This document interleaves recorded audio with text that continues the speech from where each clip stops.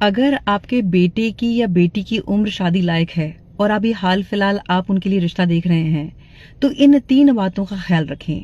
बात चाहे बेटी की रिश्ते की हो या बेटी की। सबसे पहले बात करते हैं हम, जब लड़कों के रिश्ते की बात होती है तो किन बातों का ख्याल रखना है। जैसे हम एक रिश्ता देखने गए लड़के के लिए, अब ये देखना है कि जब बेटी के हम पहुंचे तो उसके परिवार के सारे लोग वहां मौजूद हैं, जिसमें उसके चाचा, ताऊ, मामा सब लोग हैं। अब ये नोटिस करना है कि वहां जब कॉन्वर्सेशन स्टार्ट होती है तो आपसे सवाल सबसे ज्यादा कौन कर रहे हैं। अगर उस परिवार के मेल आपसे जवाब कर रहे हैं, सवाल कर रहे हैं, तो आप सही जगह पे हैं और इस बात का पेशेंसली जवाब दें, क्योंकि वो अपनी बेटी को एक जिम्मेदार हाथों में देना चाहते हैं, इसीलिए वो आश्वस्त हो रहे हैं कि आप उसके लिए राइट मैच है कि नहीं है। और दूसरा, जिस परिवार में मेल डोमिनेंस होता है तो वो साल, 2 साल, 5 साल में ही कभी वो अपना हस्तक्षेप रखेंगे जब कोई मौका होगा, अदरवाइज उन्हें एज सच कोई इंटरफेरेंस होता नहीं है। पर जिस परिवार में लड़की की बड़ी बहन, मौसी, ताई, मामी, बुआ, चाची या फिर उसकी माँ, उसके पिता के होते हुए, परिवार के और मेल्स के होते हुए अगर वो कांस्टेंट बोले जा रही है और आपको ऐसा फील हो रहा है कि जैसे आप कटघरे में हैं, सवाल पे सवाल आपके पास आ रहे हैं, तो ये एक रेड फ्लैग है कि वहां आप रिश्ते की सोचे भी नहीं, चाहे लड़की कितनी भी गुणवान है। क्योंकि आप ये समझ लें कि आप वहां बिजनेस के लिए जाएंगे या आप जॉब के लिए जाएंगे और पीछे से कॉल वहां सीधा पहुंचेगा और रिमोट कंट्रोल हमेशा वहां से होगा। जो भी आपकी लाइफ ऑपरेट होगी वो वहां से होगी, कंट्रोल वहां से है। इसीलिए ऐसे परिवार में शादी बिल्कुल ना करें। और अगर आपके घर में लड़की के लिए रिश्ते वाले आ रहे हैं तो ये गलती करने से बचें। ऐसी किसी भी महिला को अपने परिवार में उस समय आने का आमंत्रण ना दें जिसके होने से बात खराब होती है। इस बात को समझें कि लोग सहजता, सरलता को पसंद करते हैं। अब तो जो अगर मैं बिजनेस की भी बात करूं ना, तो बिजनेस में भी लोग मोल भाव करने वाले जो कस्टमर्स हैं, क्लाइंट्स हैं, उन्हें पसंद नहीं करते। उन्हें पसंद है कि क्वालिटी क्लाइंट्स हों और जो सरलता, सहजता के साथ डील को डन करें। तो ये तो रिश्ते की बात है। तो ऐसी महिलाओं को इनवाइट करने से बचें अगर आप चाहते हैं कि आपका रिश्ता पक्का हो जाए।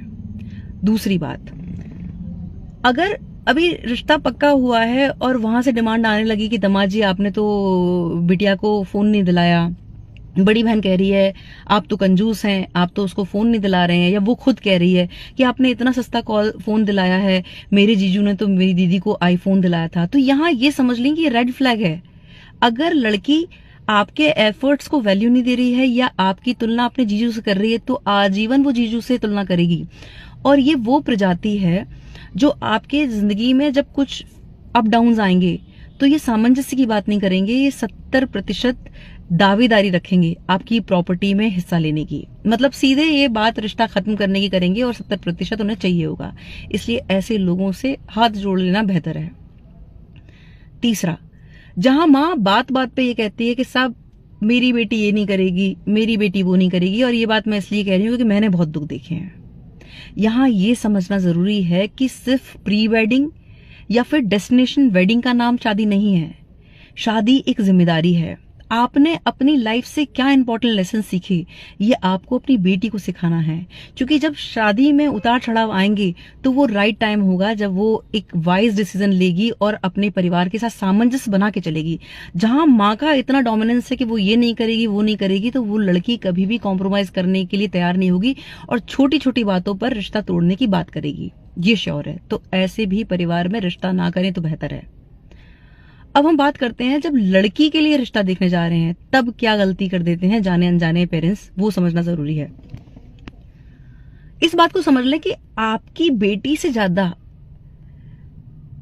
आप आपकी बेटी को सबसे ज्यादा जानते हैं। आपकी बेटी के अवगुण और गुण आपसे बेहतर कोई नहीं जानता है। तो आपकी बेटी कैसे खुश रह सकती है वो आप जानते हैं। कई बार माता पिता को ये गलत फहमी होती है कि एक बड़ा सा आलीशान घर है, बंगला है, फैक्ट्रीज चल रही हैं, नौकर चाकर हैं, तो लड़की जेवर में लदी होगी और बहुत खुश होगी। यहाँ इस बात को समझ ले कि बहुत सारी ऐसी लड़कियां हैं। अगर मैं भी अपनी बात करूं तो मुझे ऐसा ज्वेलरी से कोई बहुत ज्यादा प्रेम नहीं है। मुझे हमेशा परिवार ऐसा अच्छा लगता है कि जिसमें माहौल हंसी खुशी का हो, जहां पर एक दूसरे की आर्ट का रिस्पेक्ट हो। तो अगर आपकी बेटी के भीतर कोई कला है और वो ये चाहती है कि उस आर्ट पे काम करे, तो ऐसे सरल परिवार को चुने जो आपकी बेटी के इस गुण को महत्व दे।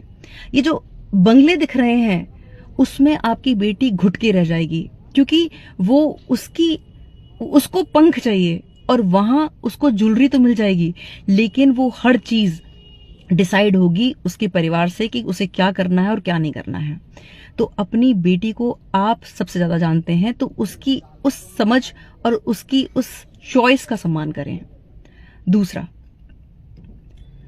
जिस परिवार में जो मैरिड बेटियां हैं जो शादी होके चली गई हैं और बात बात पे ये कह रही है, माँ ये कह रही है कि साहब ये डिसीजन तो मेरी बेटी लेंगी, ये तो हमारी बेटियां ही करेंगी, अगर वहां इतना डोमिनेंस बेटियों का है तो वो जोड़ी फिर ललिता पवार और बिंदु वाली होगी, जो वो पुरानी मूवीज में जो नेगेटिव कैरेक्टर्स थे।